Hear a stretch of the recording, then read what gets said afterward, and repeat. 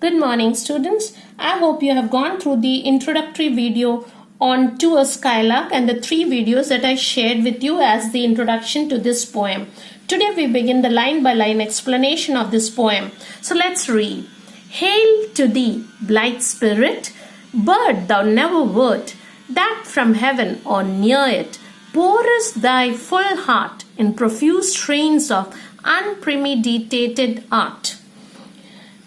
Now, in this poem, P B Shelley is pointing out to a skylark that's in the sky. He calls out to the bird in a joyful shout, in greeting, hail to thee, in reverence or respect or honor, hail to thee. He salutes or greets or welcomes the skylark. The poet is amazed at seeing the singing bird from such height hovering over in the sky. Hovering meaning suspended in the sky. The poet refers to the bird as blithe spirit. So blithe meaning happiness or joyful spirit. The poet is seeing this bird and more like a epitome of joy. It is less a bird and more of an essence, a spirit, because it has come from the skies. So it is the best of all birds. It appears so beautiful to Shelley at that moment that he claims it has come from heaven, or at least from somewhere near it. So he says it has come from somewhere near it. The bird is swooping in the sky, hovering over and pouring out its heart, a song that is described by the poet as profuse or abundant and full of unpremeditated art. That is, it is an artful song that is not planned or scripted and is therefore all the more beautiful. Strains means pieces of music or melody, and unpremeditated means not planned in advance. So putting that all together, the poet means to say that this bird sings a lot of little improvised melodies. So Shelley begins with a joyful shout greeting the skylark and calling it a joyful spirit that was not a bird but has come from heaven, like a spirit and like a spirit, and sings a lot of little improvised melody pouring out from its heart. So this is what the first paragraph means. So we come on, I hope you have understood, and we go on to the next paragraph. Higher still and higher from the earth thy spring is, like a cloud of fire, the blue deep thou wingest, and singing still dost soar, and soaring ever singest. So in the second stanza, once again, he says higher still and higher. So the poet makes some additional observations, and he says the bird is not stopping its ascent. It is flying higher still, as if it has sprung up from the earth. Now in the first paragraph he says it has come from heaven, but here in this it says as if it has sprung from the earth. Then in the third line he compares it like a cloud of fire. So you see the comparison here, simile of course. Then in the he says it is like a cloud of fire. It is powerful and unstoppable. Perhaps the bird is returning to heaven from where it has come first. So it's going back to the blue deep. So the blue deep is the place from where it is returning, and while soaring or going up higher it continues to sing. So this is what it means in the second stanza. We move on to the third. In the golden lightning of the sunken sun, over which clouds are brightening, thou dost float and run like an unbodied joy whose race is just begun. So the bird is ascending up, going up and towards the golden lightning of the sun. The sun is sunken or low on the horizon, most likely setting for the day, giving the scene greater ambience. At sunrise and sunset have always been seen as magical times.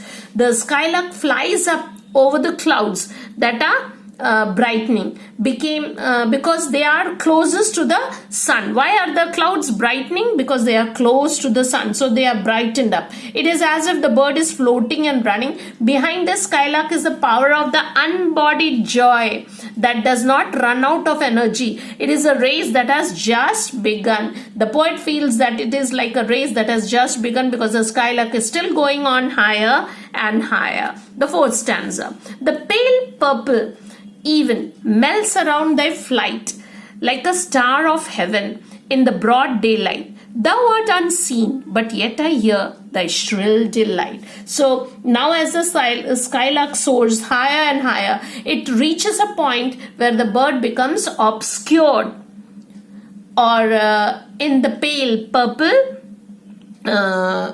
sky. So what has happened? The sky is the sky that is the setting of the moon, the time when the sun is setting. So the obscure, it's become obscure, meaning not very clear because of the pale purple sky. The sky has changed. The look of the sky is different. Look at the description the poet is giving us. The sun is truly going down and the light in the sky is changing. So it seems to melt around the flight, meaning the bird, around the skylark as it flies. So Shelley is comparing this scene to one that the reader might come across during the day. He say, in the broad daylight thou art unseen. So you are not being seen. So that means the skylark is like a star of heaven, and in the broad daylight people cannot see it. We know it is there.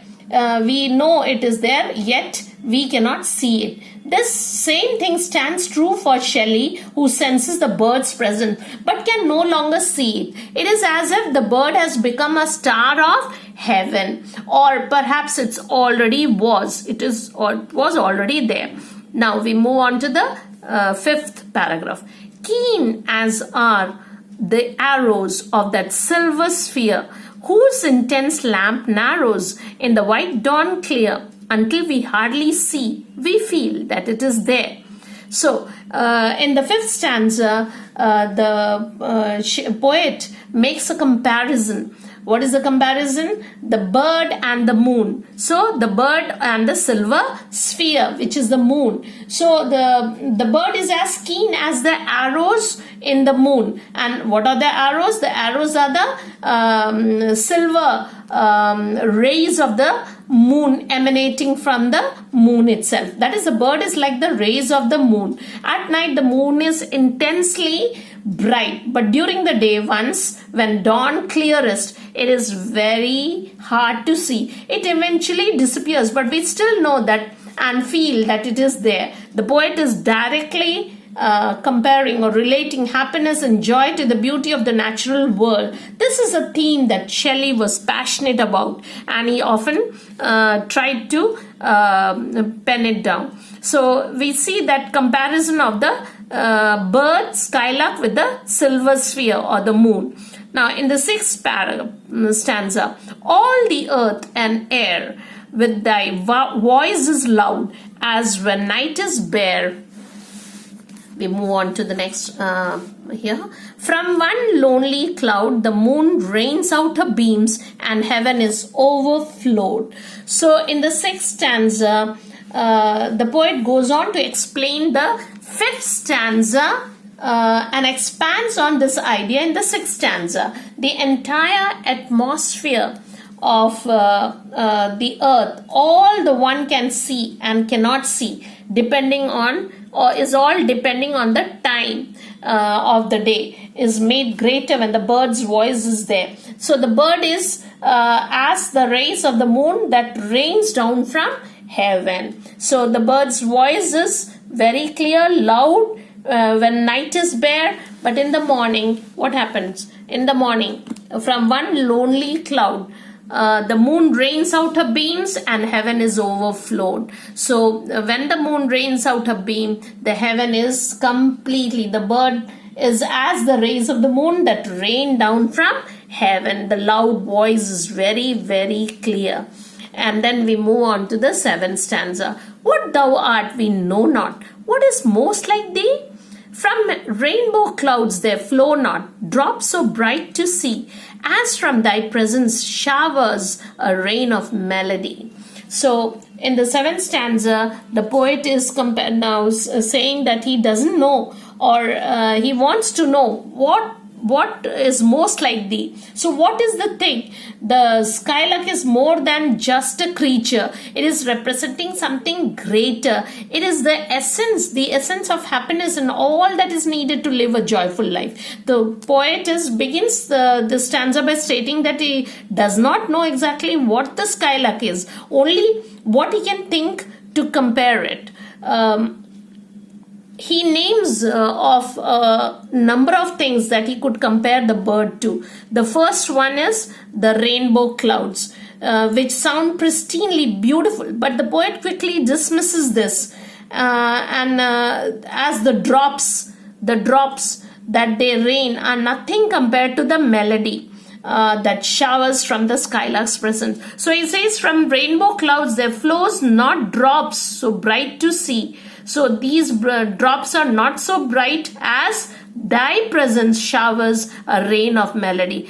So he compares the drops of the clouds to the melody that drops down from the skylark. And which is better? The skylark's sound or the skylark's beautiful melody is better than the natural drops of raindrops.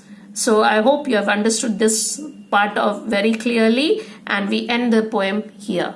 In the next class, we'll be having from 8th stanza onwards. Thank you.